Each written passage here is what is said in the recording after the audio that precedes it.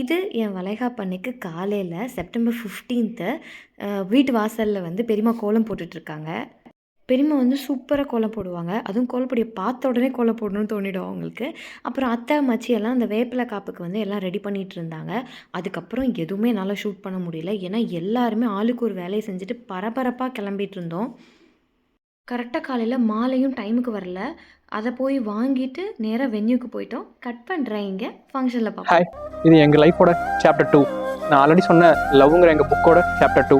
ஓஐ நீ மூக்கி சாப்டர் 2 இல்லை, அதனால ஓஐ நீ பேபி ஆல்சோ. ஆக்சுவலாக இது எங்கள் வீட்டு பேபி ஷவர் ஃபங்க்ஷன், என் பொண்ணோடது. ஒரு பொண்ணு அம்மாவாகிறதுங்கிறது, அது பார்க்குற அம்மாவா எனக்கு ரொம்ப ஹாப்பினஸ் தான். எங்கள் 2 வீட்டு சிஸ்டருக்கும் எனக்கும் சேர்த்து ஒரே பொண்ணு. இப்போ அடுத்த ஒரு புது ஜெனரேஷனை பார்க்க போகிறோம். அவங்கள வரவேற்கிறதுக்கு நாங்கள் ரெடியாக இருக்கோம். என் பொண்ணு குட்டியாக இருந்து நாங்கள் பார்த்து அந்த ரசித்ததை விட இப்போ பேரனோ பேத்தியோ நாங்கள் ஹேண்டில் பண்ண போகிற விதமும் ஜாலியாக இருக்கும்னு நாங்கள் நினைக்கிறோம். ஏன்னா அவங்க எங்களோட இளவரசராகவோ இளவரசியாகவோ இருப்பாங்க கண்டிப்பாக. அதனால ஈகர்லி வெயிட்டிங், ரொம்ப ஹாப்பியாக இருக்கும். ஆமாம், இது எங்கள் வீட்டு ராங்கி ரங்கம்மாவோட பேபி ஷவர் ஃபங்க்ஷன் இன்னைக்கு. Welcome you.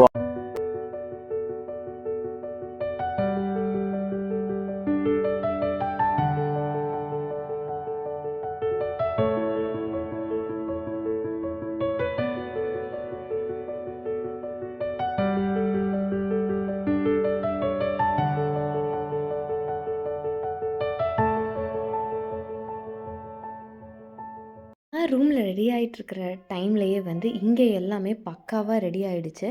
இதுதான் மொத்த ஸ்டேஜ் அண்ட் பிளேட் டெக்கரேஷன்.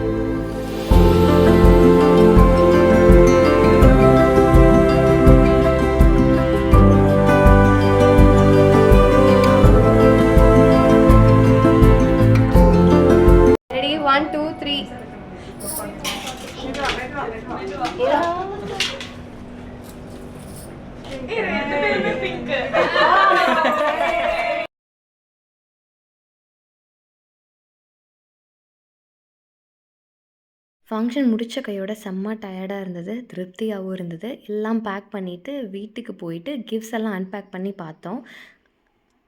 பார்த்துட்டிங்களா என்னோட பேபி ஷவரோட வீடியோ பார்ட் 2 இதுதான். இந்த வீடியோவை வந்து ஃபங்க்ஷனோட ஹைலைட்ஸை வந்து கேண்டிட் வீடியோவாக ஒரு 4 மினிட்ஸுக்கு வந்து எடிட் பண்ணி நான் வந்து என்ன சாங் கேட்டிருந்தேன், அவங்க போட்டு கொடுத்துருந்தாங்கன்னா சுவாசமே அப்படின்னு சொல்லிட்டு ஒரு சாங்கு.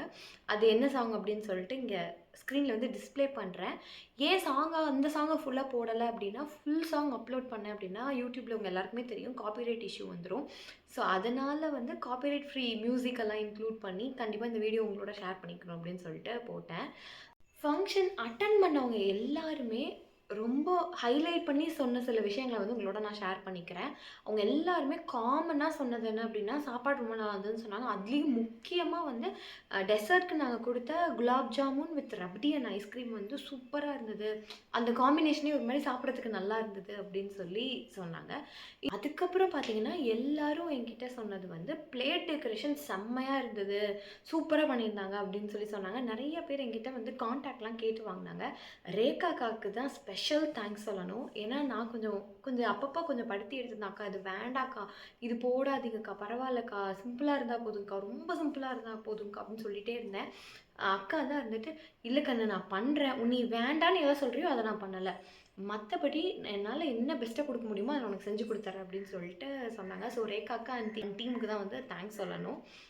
அதுக்கப்புறம் வந்து ஸ்டேஜ் டெக்கரேஷன் சூப்பராக இருக்குன்னு சொன்னாங்க எல்லாருமே.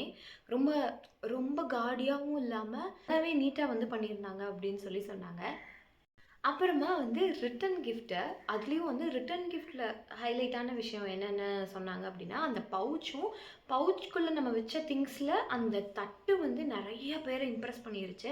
எல்லாரும் கொடுக்குற மாதிரி டம்ளர், பாக்ஸு, டிஃபன் பாக்ஸுன்னு கொடுக்காம நீங்கள் வந்து ரொம்ப யூனிக்காக இந்த தட்டு வச்சது வந்து ரொம்ப யூஸ்ஃபுல்லாக இருக்குது. அதுவும் நிறையா பேர் வந்து அவங்க வீட்டு பூஜை ரூமில் வந்து நான் இது மேலே தான் விளக்கு வச்சு ஏற்றுறேன், இதில் தான் வந்து பூ வைக்கிறேன், இது வந்து நாங்கள் எங்கள் பூஜை ரூமில் வந்து குங்குமம், விபூதியெல்லாம் வைக்கிறதுக்கு வந்து யூஸ் பண்ணுறோம் அப்படின்னு சொல்லிட்டு அதுக்கப்புறம் நிறைய பேர் அவங்களாவே வந்து என்கிட்ட சொன்னாங்க. அதெல்லாம் பார்க்கும்போது அதுலேயும் என் ஃப்ரெண்டோட சிஸ்டர்லாம் வந்து ஃபோட்டோவே எடுத்து ஷேர் பண்ணியிருந்தாங்க, பாருங்கள் நான் இப்படி தான் யூஸ் பண்ணுறேன். அதெல்லாம் பார்க்கும்போது ஒரு மாதிரி ரொம்ப ஹாப்பியாக இருந்தது.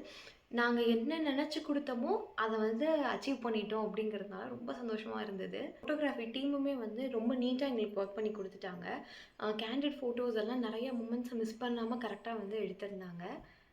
அதுலேயும் நீங்கள் வந்து வீடியோவோட அந்த கிளிப்பிங்கில் லாஸ்ட்டில் பார்த்தீங்க அப்படின்னா, நாங்கள் வந்து ஒரு பாத்திரத்தில் வந்து தண்ணிக்குள்ளே கல்லை உள்ளே போட்டு எடுக்கிற மாதிரி நானும் என் ஹஸ்பண்டும் வந்து விளையாண்டுருப்போம். அது ஏன் அப்படின்னு ஒரு குட்டி வந்து அதுக்கு ஒரு ஃப்ளாஷ்பேக் வந்து நான் சொல்கிறேன். என் ஃபேமிலியில் இருக்கிறவங்களாம் பார்த்தாங்கன்னா, எப்பா இன்னுமா இதை வந்து சொல்லிகிட்டு இருக்கா அப்படின்ற மாதிரி நினப்பாங்க. என்னன்னு பார்த்தீங்கன்னா, இந்த கஸ்டம்ஸ் வந்து எல்லார் வீட்டு கல்யாணங்கள்லேயுமே இருக்கும். என்னென்னா, தாலிலாம் கட்டி முடிச்சதுக்கப்புறம் ஒரு குடத்துல வந்து தண்ணி ஊற்றி அதுக்குள்ளே வந்து மோதிரம் போட்டு மாப்பிள்ளை பொண்ணு எடுக்க சொல்லுவாங்க. யார் எடுக்கிறாங்க அப்படின்னு சொல்லிட்டு பார்ப்பாங்க. ஆக்சுவலி இது சினிமாலெல்லாம் பார்த்து வளர்ந்தது நான் ரொம்ப கெட்டு போய் கண்டிப்பாக இது வந்து நம்ம கல்யாணத்தில் பண்ணணும்னு நினச்சிட்டே இருந்தேன். ரொம்ப நினச்சிட்டே இருந்ததுனாலேயோ என்னமோ அது கடைசியில் கல்யாணத்தில் பண்ண முடியாமல் போயிடுச்சு.